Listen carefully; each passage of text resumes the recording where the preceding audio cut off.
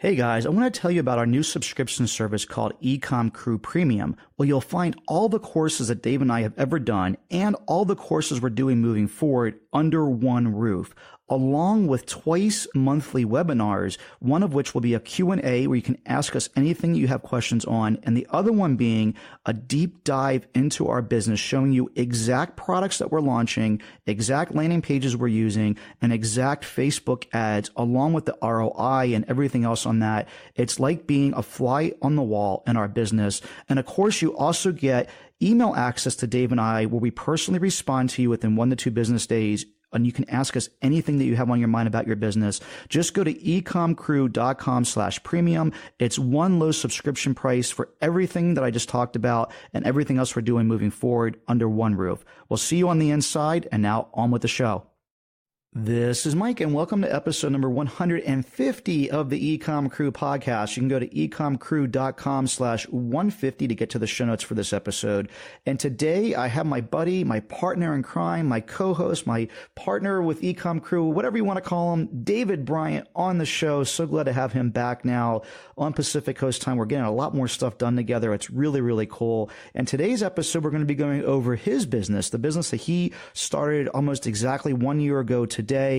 After he sold his other business, he was trying to grow a $1 million Amazon business in 1 year. And we're going to talk about that in detail and see how things are going. We're going to dig right into that on the other side of this break, and we'll talk to you soon. Welcome to the EcomCrew podcast, hosted by Mike Jackness and Dave Bryant, who together run e-commerce businesses that generate 8 figures annually. Mike and Dave take pride in running a podcast that isn't just fluff, talking about specific products, problems, and real-world solutions. In the words of one of our favorite reviews, this podcast is like a playbook for e-commerce. You can take any episode and spend the next month trying to implement it. So without further ado, here's the EcomCrew. Hey, Dave. Welcome back to the EcomCrew podcast, man. Hey, thanks. Twice in 2 weeks. I know. We might have to actually keep your face on the cover art at this point. I know. I'm just hoping you keep me on the cover art and on the intro. So nice. I got to do something to live up to that. Yeah, no, you're doing good, man. It's good to have you back on Pacific time now. I got to figure out something to hold up my end of the bargain. I got to start writing articles or something. I know. Well, kind of trying to coordinate with you has been a real nightmare too. You looking at your schedule this week, I think you have a meeting every half hour. Yeah, I know. It's been kind of crazy. We've been talking about just how things are different here lately, and that's been a big part of it. We have a lot more employees now and people that are managing other things, so I'm talking to them, and that's kind of been my life lately. And we'll see how it goes. I think when I get back from this trip that I'm getting ready to take, it should be a little bit better because I'll actually be here for a length of time and not trying to compress 2 weeks into 1 week every week. So we'll see how it goes. Yeah.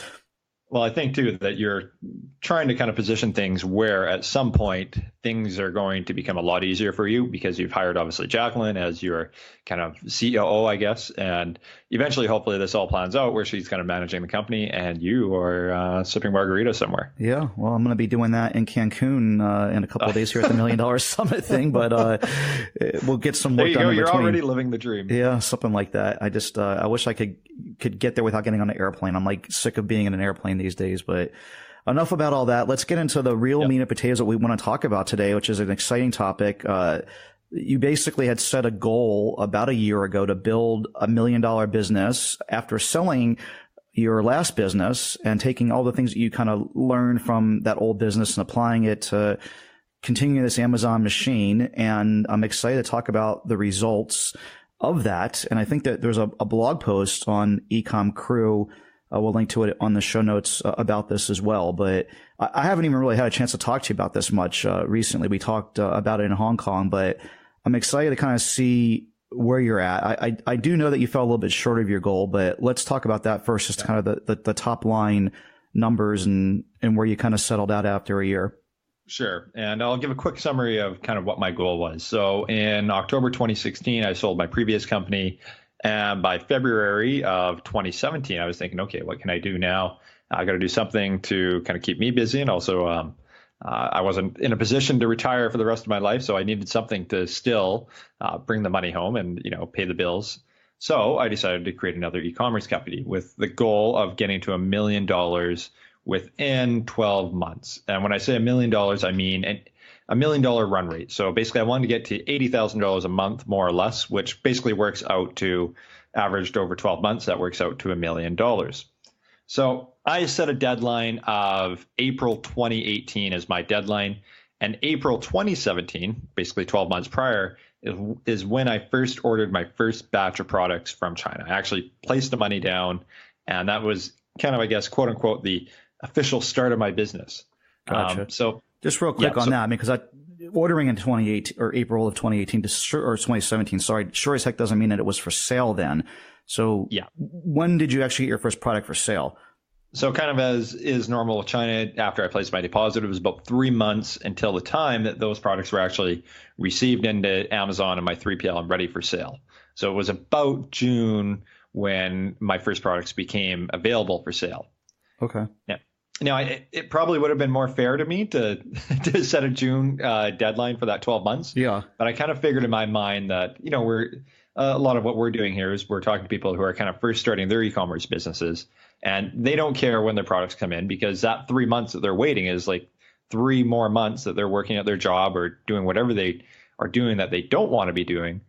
So those are 3 real months that somebody is having to put in and wait if they're starting their e-commerce company. So I wanted to set what was kind of a fair deadline, I thought, as somebody first starting up.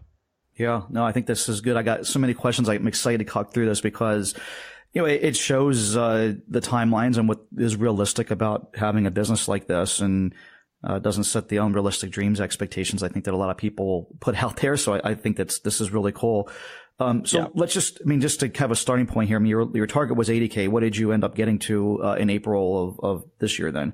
So in April, it worked out to $45,000, $567.58. 45K. So we'll say 45K, which would be 450 plus 90, 540K run rate. So you're a little bit more than halfway to your goal. Yeah. But even still, I think that's pretty damn awesome. Like getting to a $500,000 business within 12 months, and realistically within 9, because again, you just put the stuff up for sale in June. But I agree with your theory of why April is a good starting date. But at the same time, as far as sales go, it's really hard to get that initial traction. And we'll talk about some of that. But I think the thing that we always talk about on this podcast is profits are vanity and revenues are sanity. So let's talk a little bit about that first. No, it's the other way around, Mike. Huh? Revenues are. Did I say it backwards? I was thinking about two things at once. I literally said it backwards. That's funny. Revenues are vanity and profits are sanity. If I said it backwards, I didn't even realize it. That's funny. I said it backwards. At least someone was listening. I was checking to see if you were listening. So on the profit number for that, was there a profit on the 45K a month? Yeah, so my net or my gross profits worked out to about 25%. So if you looked at everything after FBA fees, after customs, after inbound freight, it works out to about 25%. Now, with all e-commerce businesses, there's a lot of other stuff that gets taken off of that. Overhead, accounting, customs brokerage fees, yada, yada, yada. And it worked out to, it's more now closer to 10 or 15% after everything's said and done. Yeah, which is really good. We have a hard time. I'm curious to see how you kind of went through this, because personally in our business, we've had a hard time getting to that net profit number on new products like this, because there's a lot of upfront investment that you don't have when you place a reorder. Just the simplest things of the sample fee. We probably had some samples sent over to you. Just little stuff like that nickel and dimes you, having to pay to get a box design or insert design. And we do all that in-house, but that gets attributed to someone's salary because we're looking at it printed granular. And there's all these fees that kind of add up for initial products. You got to build your email list and run some advertising to it. And you're going to be spending more inefficiently on PPC. So to get to a 10 or 15% net on a brand new business like this, I think is awesome. Can you talk about some of the things that you did to kind of keep those costs under control and be able to generate that revenue as efficiently as possible? Now, I should clarify, when I say that I'm at 10 or 15%, that's in the last month. So last year when I'm developing this, there was not 10 to 15% profit, because like you mentioned, there's sample fees, there's air shipping fees, there's development costs, specifically packaging and sample fees and all the other things that go with it.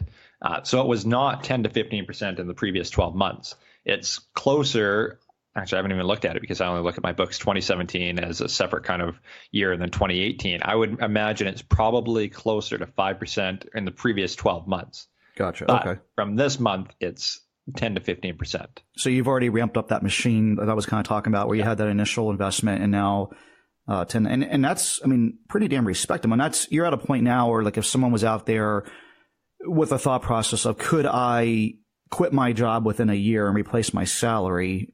You're at that point because you're making $9K a month, or I guess it would be $5 to $7K a month or something like that. And I think that most people can support themselves off of a salary like that. So, I mean, I don't think it's unrealistic to say if you set a goal for 1 year from today to be able to support myself in a e-commerce business, that's unrealistic. Yeah, I mean, I think a year is probably pushing it, just for the fact that it depends where you're starting from. If you have a digital marketing background, that's probably attainable. And if you have the cash to go with it, I think for most people, I still like to tell people, even like our students, in 18 to 24 month horizons, definitely a lot more fair, especially if you don't necessarily have a ton of cash that you can plow into inventory. If you don't have a ton of cash, then you need to basically be bootstrapping and reinvesting your profits over and over. So I think for most people, unless you have, $50,000 to $100,000 that you can just plump down in inventory and you have a little bit of digital marketing background, I think 18 to 24 months is definitely more reasonable, to the point where you can hopefully be making some type of full-time salary. Maybe it's not $100,000 salary from the get-go, but it's probably something that you can sustain yourself on. Yeah, I mean, lifestyle for you, I mean, is great. I mean, you get to spend time with your wife and kid, and probably don't work a full 40-hour week. And if you do, it's not like you're in an office 8 hours a day straight through, and it's a much better lifestyle, I think. Yeah, I mean, I think definitely the lifestyle, the flexibility is there for sure. I think we're in two different boats. I have the flexibility where, I can take off to China for 7 months right. and take off golfing during the middle of the day if I want to. But, developing this, it's probably been 30 to 40 hours averaged per week. So I don't think it's been, me just finding a product in Alibaba and importing it and forgetting about it. I mean, there's a lot of work that does go into developing a business like this from scratch. And that's probably something that I overlooked. The nice thing is, once you do get it up and running, now I'm actually finally being able to relax a little bit because the products are developed. That's the hardest thing for sure, is getting all these products developed. By far, that's the biggest time suck. Yeah. So now that hopefully that these products are developed, I'm definitely starting to see now that my time is able to relax a little bit more. Yeah, very cool. And I mean, one of the things actually on my list that I want to ask you, and you already brought it up, but like, what did you set aside for an initial investment in inventory for this business? I mean, my logic is always that whatever your annual revenues are, and you can share your opinion on this too, Mike, whatever your annual revenues are going to be, you need roughly 10% in inventory. So if you have $1 million goal, you need $100,000 set aside for buying inventory. If you have a $50,000 goal, you need, or if you have a $500,000 goal, you need $50,000 set aside for buying inventory. Yeah, so that's interesting. I've never looked at it as a percentage of revenue. I mean, we basically are trying to do 4 inventory turns per year. So we feel like we need 25% of our what our COGS are going to be for the year. To be, so I mean, it's pretty close to the same number at the end of the day. We're just not looking at it as a percentage of revenue, but it would probably be somewhere in the 10 to 15% of revenue. And you're looking to be a $10 million company this year. So we're looking at having $1 million in inventory by the end of the year, and we're already at 800K. So that's pretty close. Yeah. And of that 800K that we have, there's probably about 100K of stuff that is a little bit slower moving that we're looking to like just get rid of and liquidate. And then replace it with other stuff. So we'll probably still be close to that $1 million number by the end of the year. So I think that's pretty fair. And there'll probably be some spikes of that number. Not probably. There'll definitely be spikes of that number in the fourth quarter, just being prepared for the holidays because you got to have more inventory at that time. So yeah, it's a big number. I mean, it's actually on our company dashboard, and it's enough to give me the night sweats sometimes because I look at that number, I'm like, that's a house. That's a really nice house. It's like a castle in a lot of part of the country. And in California, it's just a dilapidated shack, but even still, it's still a house. Well, that was one of the biggest things that I seen too, where I was at $45,000 in April. I'm at roughly $55,000 now in May. But I think one of the things that held me back a little bit was the fact that that number started to increase and get bigger and bigger. I'm like, now we're actually talking about real money here. Yeah. And after I sold my company, I think it was an okay exit. I was okay, throwing $15,000 in an order, and if it sinks on a boat coming over to Canada, I don't really care. I can deal with that $10,000 or $15,000 loss. But eventually, the numbers were starting to get real big, where I started to think, well, geez, is this a product really that I want to bring in, or maybe should I wait? And that was, I think, probably one of the big reasons why I fell short of that $1 million goal, is that, like you just talked about, that number that you have tied up in inventory does start to be really stressful. Whether that stress is justified or not, I don't know, but definitely the feeling was very real. Yeah, there's no doubt about it. And it's so funny that you mentioned this. I mean, this is a little bit of a side note for the main topic for today, but I went through that same thing. It was funny. Like, I mean, and everyone's number is different, right? It's all relative to like your situation. I mean, if you're in a situation like where you're living paycheck to paycheck and you're putting your first $5,000 of inventory on a credit card, that $5,000 number is going to be way different to you than someone that has hundreds of thousands of dollars in savings. And, it's just everything's all relative always. So for me, as we were putting, like you said, like the first $10,000 or $15,000 in just a jaded life that we've lived, it wasn't as significant. And I was just like, well, whatever, let's just take a shot at it. But at some point, like that lever definitely switched for me. And it's just like, wow, that number is no longer something that I could just stomach losing all of in one day, right? I mean, that's always the way I think about it, because we've had that type of thing happen in previous businesses. And I mean, that's that number. It's a life change, like a major life changing amount of money. When you're talking about $800K or $1 million, that's an inventory that I can't pay my taxes or my mortgage with. It definitely, at some point, that whole psychology change, and it's something that you have to be comfortable with in this type of business.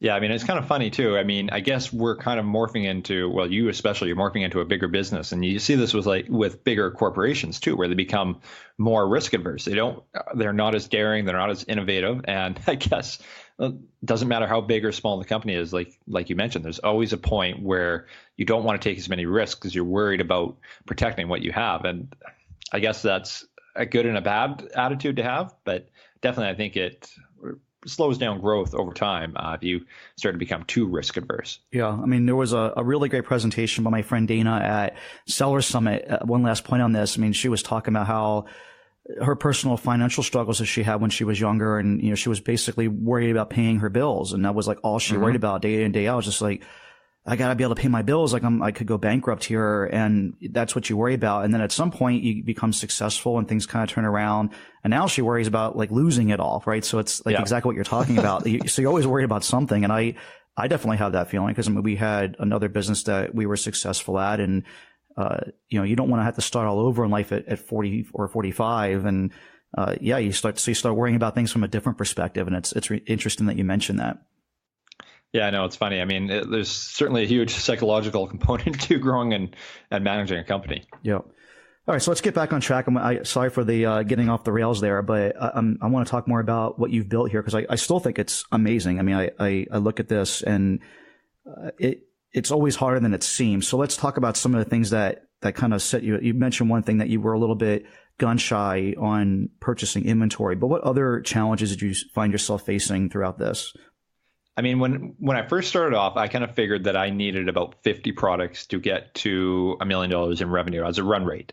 And 50 products sounds like a lot. I estimate that there's probably about 3 variations per product. So just in different either colors or size variations. So for example, a bag has a large, medium, and small component to it. So that would be considered 3 products. Really, it's kind of one product. So for the sake of it, though, it's 3 different products for the sake of kind of my estimates that I'm doing in my mind. And I finished off right now, I have roughly 35 products. So I came up 15 short, and that was part of the big problem that in missing that goal was the fact that there simply weren't enough products. For whatever reason, I slowed down on my product development. So I think I still need to get 15 SKUs, which again, 3 variations per product. So roughly 5 different products I need to develop and kind of get in the pipeline to reach that $1 million. And the good thing is that I have probably 7 products which are either in an intermediate or advanced nearing completion stage of development. So I think that those products are going to come sometime in the summer, and hopefully that will be enough to get to that $1 million goal. Yeah, it sounds like you're running into the same challenges that we're facing. We had a similar goal, as everyone knows. We were trying to develop 50 products this year ourselves.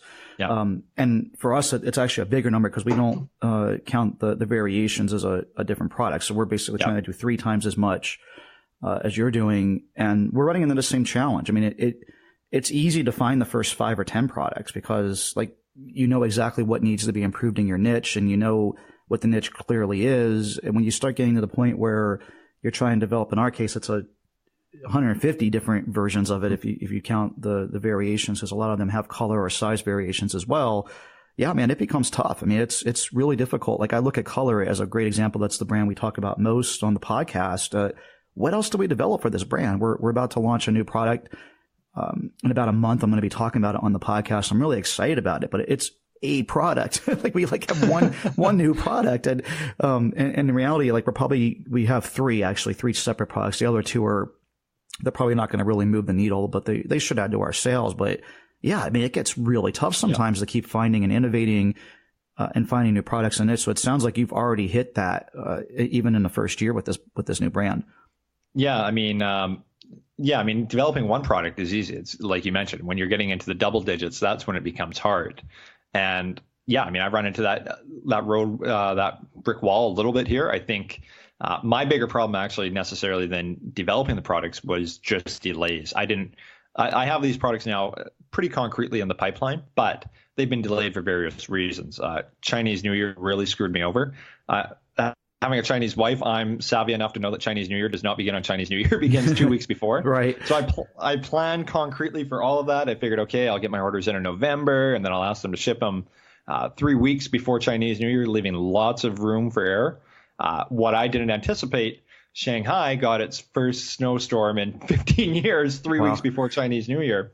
So what happened? Every container getting out of Shanghai was delayed if it was shipping near the end of January. It got delayed until after Chinese New Year, which was March. So now I am just starting to get some of these products in stock.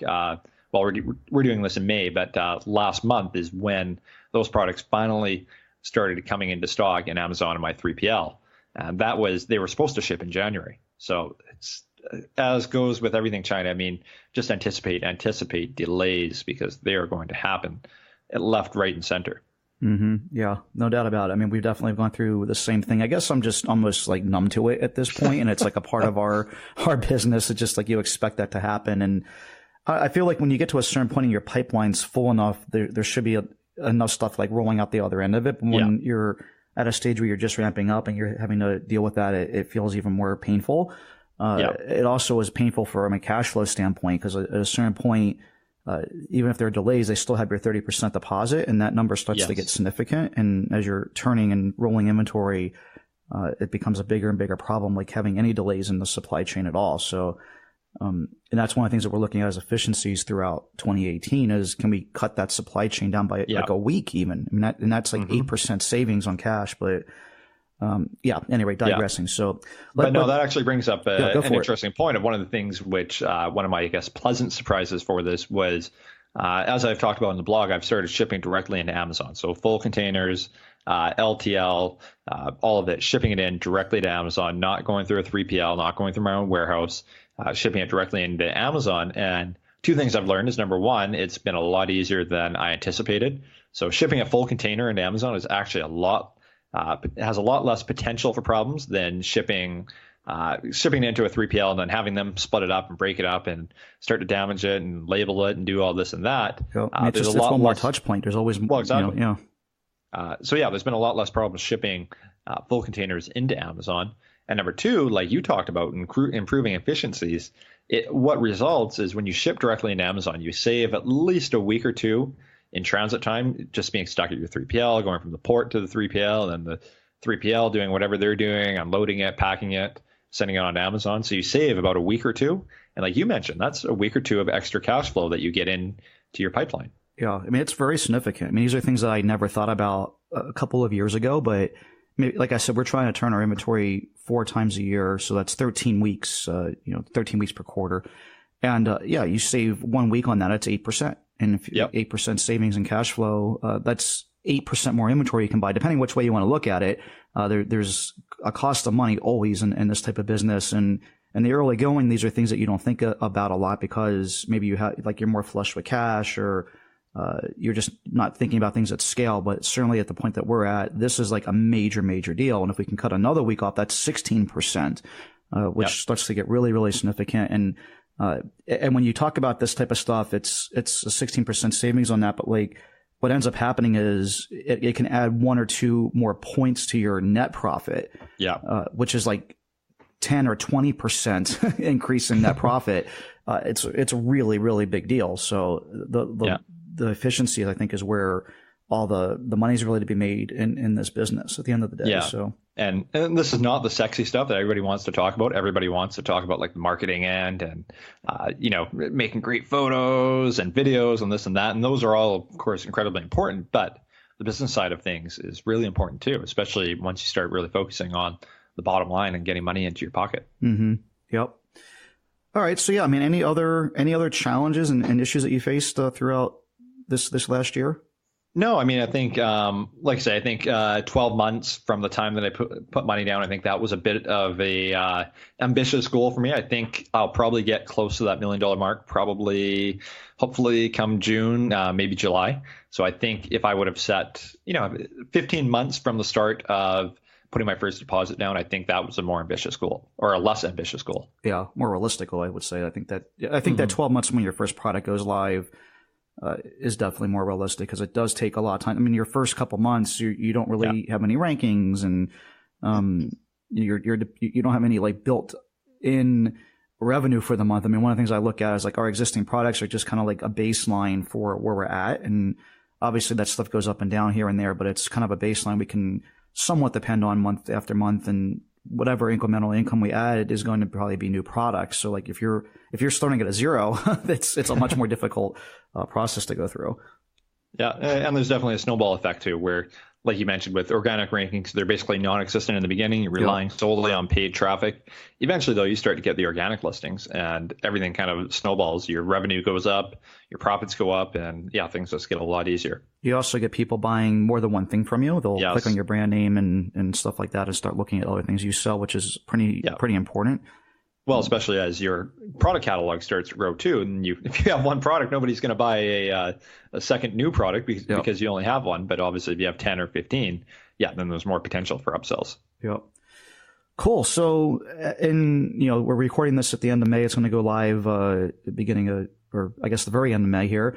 What is like kind of your path forward here? If I was going to follow up with you in 3 months, if we do another podcast on this, like, where do you hope to be? And what would that be? June, July, August, end of August? Well, I think hopefully I get to $1 million. And I think at that point, I have to kind of decide whether I want this to simply to be a lifestyle business where I can run it 10 to 15 hours a week, maybe even less, have good, reliable income, or do I want to take the Michael Jackness path and go all in and start hiring full-time staff and try to grow it to, maybe not an 8-figure company, but closer to $4 or $5 million. And at that point, obviously, I need to start thinking about staffing, getting a warehouse, all those types of freedom-losing things that you can do. Yeah. So, I mean, but I think at $1 million. I'll just say real quick, I mean, you've done this to this point entirely on your own, right? Yes, and I think that's, definitely having help would have helped because I didn't realize, especially before in my previous company, I had somebody doing all the Amazon listings, all the marketing and all that. I didn't realize how much time it took. And I remember always grinding. His name was Mark. I used to grind his gears like, why are you taking 3 hours designing this Amazon listing? And now it's taking me like 8. Right. Yeah. No, it's tough, man. And it gets tougher at scale. And we'll be talking about that in future episodes. I mean, it's, I have these goals on paper and it seems so easy, but you start multiplying things times 50. Yep. It becomes really, really tough. It's amazing how hard it is to get some of that stuff ramped up and moving, even with a great team. So, yeah, no, it'll be good to kind of follow up. I mean, what's your initial like thought on that? Like, where do you see yourself going with it? If we follow up in end of August, where do you think your head's going to be? You going to go the Mike Jackness route, or you think you're going to take some time off and just kind of take a little bit easier?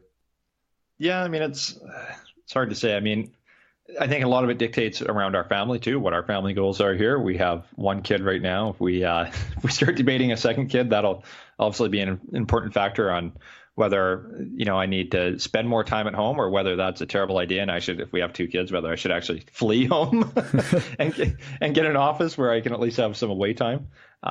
So like all things business and family, I mean, family is an important consideration in the business and probably the most important thing. So my feeling is that, I actually enjoy working from home, but it's nice to have a kind of your own separate space, your own separate work family, quote unquote. So I think, eventually I'll probably go down that road. Maybe not as all in as you are, but something a little bit more happy in the medium. Yeah, makes a lot of sense. Cool. All right. Well, before we run, Dave and I did want to tell you guys about our new service called EcomCrew Premium. You can find that at EcomCrewPremium.com. And what we've done is taken all of our courses that we've done to this point and all the courses we're going to be doing moving forward and put it under one subscription plan. So we don't have to have a conversation of this course is going to cost that much and this course is going to cost that much. It's all under one roof now. And in addition to that, we're doing monthly webinars, all of my talks from different events that I'm at. You have a monthly Q&A and also email access to Dave and I that we try to answer within 1 to 2 business days, all under one roof, under one price at ecomcrew.com/premium. So definitely check that out. And any last thoughts or comments before we sign off for the day, Dave? No, I think that's about it. I think you have to run here to a meeting with your 3PL. So I think that wraps it up. Excellent. Well, everyone, thank you so much for listening to this episode of the EcomCrew podcast. Dave, I don't know if you realize this or not, but this is episode number 150. Oh, wow. That's pretty incredible, actually. Pretty cool, right? I remember the very first one, actually. Yeah. I thought, why is Mike coming out with a podcast? He's never going to stick with this. And look at this, 150 episodes later. Well, the internal joke is the best way to get me to do something is to tell me that I can't do it. Yeah, I know. Or make a bet against you. Make a bet against me. Yep, exactly. So go to ecomcrew.com/150 to get to the show notes for this episode. And until the next one, everybody, happy selling, and we'll talk to you then. Thanks for listening to the EcomCrew podcast. Follow us on Facebook at facebook.com/EcomCrew for weekly live recordings of the EcomCrew podcast every Monday. And please do us a favor and leave an honest review on iTunes. It would really help us out. Again, thanks for listening. And until next week, happy selling.